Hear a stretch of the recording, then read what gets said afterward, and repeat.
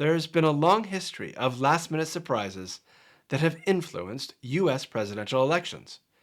In 1880, one of the earliest of these October surprises resulted in the closest popular vote in American history.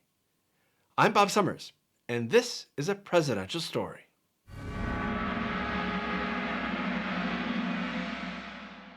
Since 1848, all states have held their presidential elections on the same day, the first Tuesday after the first Monday in November, or the Tuesday that falls between November 2nd and November 8th inclusively.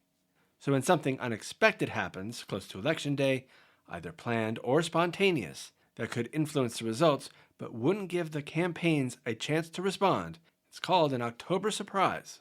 Even though these events have happened all the way back to the 1840s, it is generally accepted that the first use of the term was during the election of 1980. Ronald Reagan's campaign manager, William Casey, mentioned his concern for an October surprise if the U.S. hostages held in Iran were released just before the election. President Carter's failure to win the release of the hostages was one of the issues limiting his campaign's success. Those fortunes could have changed if the hostages were released. For the hostages, that release did not happen for another 2.5 months, at the same time as Reagan took the oath of office. Even before the unified national election day in 1848, there were instances of October surprises. In October 1840, Democratic federal prosecutors announced plans to charge Whig Party officials with most stupendous and atrocious fraud for paying Pennsylvanians to cross state lines and vote for Whig candidates in New York during the 1838 midterm elections. One of the Democratic planners confessed that the timing was intended to influence the election. In October 1844, an abolitionist newspaper published an article purportedly based on a book titled Rohrbach's Tour Through the Southern and Western States in the Year 1836, which implied that James K. Polk had branded his slaves. This was shocking because even during the time of slavery, the branding of slaves was considered cruel and was not done. It was later proven to be a hoax.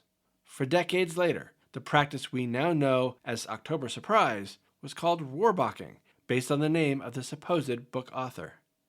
The first major October surprise on a unified election date occurred during the election of 1880 between Democrat Winfield Hancock and Republican James Garfield.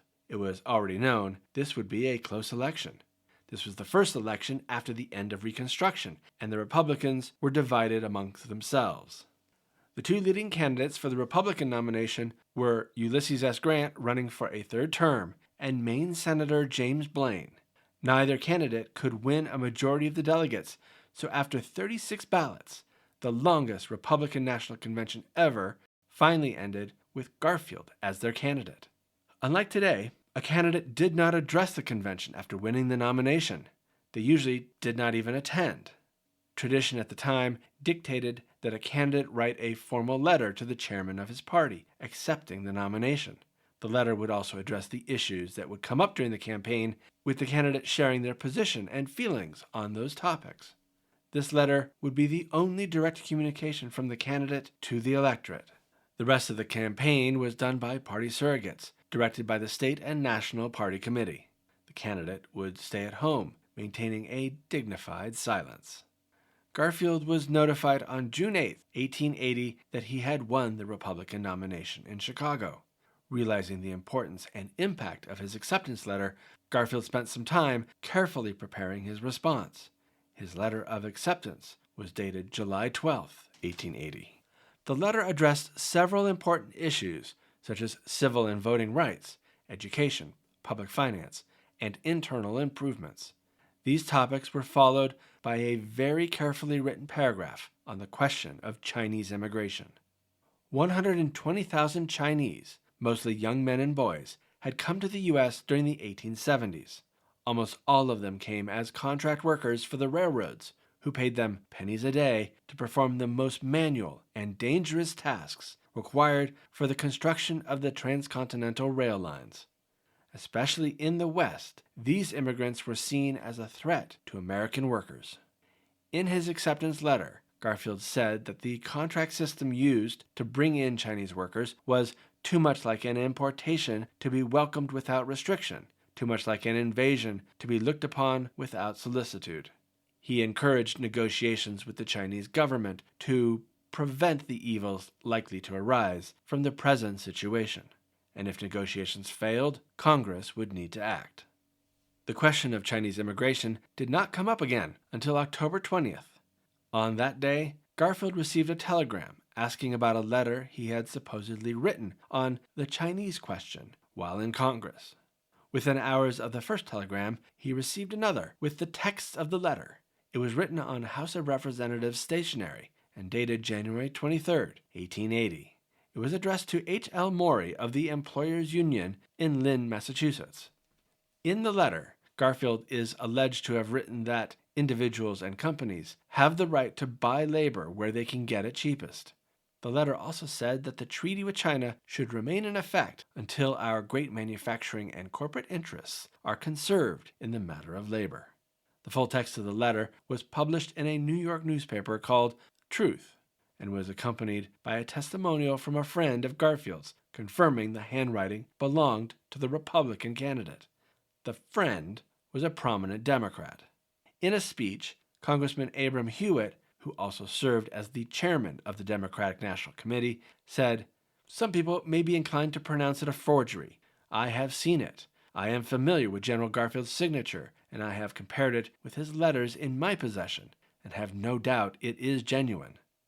At the time, most white Americans opposed Chinese immigration, and both presidential candidates were in favor of immigration restrictions.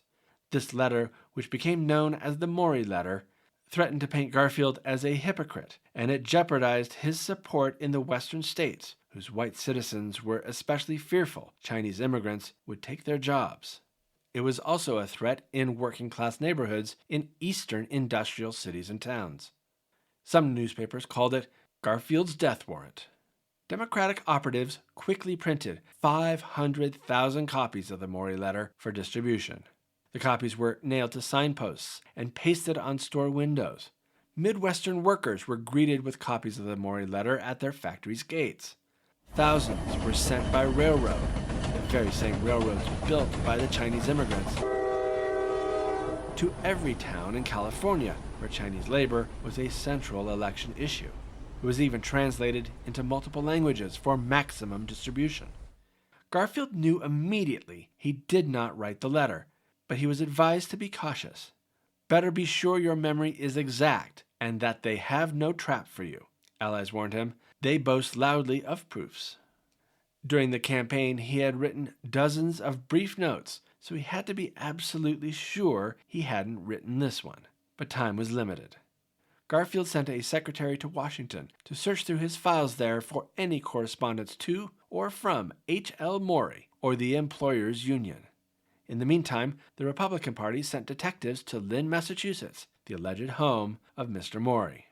Not only had no one in Lynn or nearby Boston heard of Morey, but business leaders said that Morey's organization, the Employers' Union, had never existed. News also came from Washington. There was no copy of the letter in Garfield's files, nor any other correspondence from Morey or the Employers' Union.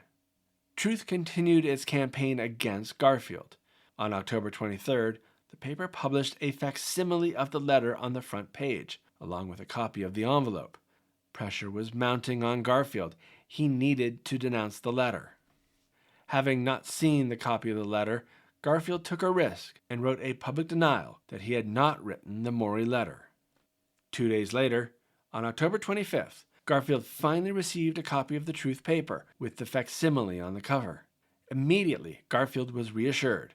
The letter was not in his handwriting, nor that of his aides. The letter was most definitely a forgery.